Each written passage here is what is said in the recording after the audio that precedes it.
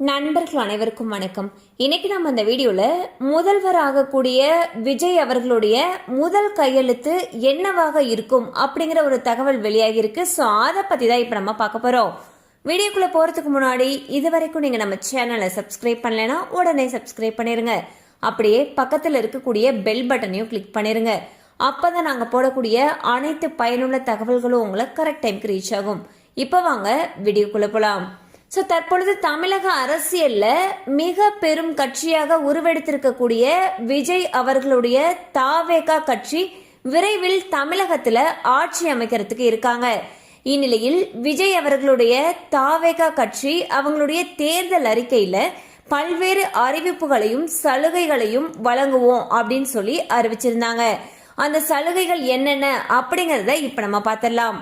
அந்த வகையில் டிவிகே கட்சி பாத்தீங்கன்னா அவங்களுடைய தேர்தல் அறிக்கையில பெண்களை கவரும் வகையில பலவிதமான திட்டங்களை அறிவிச்சிருந்தாங்க.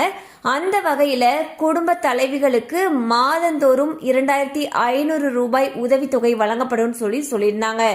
அதுவே பெண்களுக்கு இலவச பேருந்து, அதாவது தமிழகம் முழுவதுமே இலவசமா பயணம் மேற்கொள்ளலாம்னு சொல்லி அறிவிச்சிருந்தாங்க. ஒரு வருஷத்துக்கு 6 இலவச கேஸ் சிலிண்டர் தரப்படும் சொல்லியிருந்தாங்க. அடுத்து மாணவர்களுக்கு ஒரு ஆண்டுக்கு கல்வி உதவித்தொகையாக 15,000 ரூபாய் வரை வழங்கப்படும் சொல்லியிருந்தாங்க. முதியவர்களுக்கான ஓய்வூதியம் 3,000 ரூபாய் வழங்கப்படும் சொல்லியிருந்தாங்க. அடுத்து 200 யூனிட் இலவச மின்சாரம் வழங்கப்படும் சொல்லியிருந்தாங்க.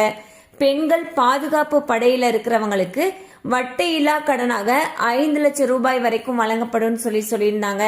அடுத்து திருமண மற்றும் குழந்தை பிறப்பு உதவி, அதாவது திருமணத்துக்கு பாத்தீங்கன்னா 8 கிராம் தங்கம் மற்றும் பட்டு புடவையெல்லாம் வழங்கப்படும் சொல்லியிருந்தாங்க.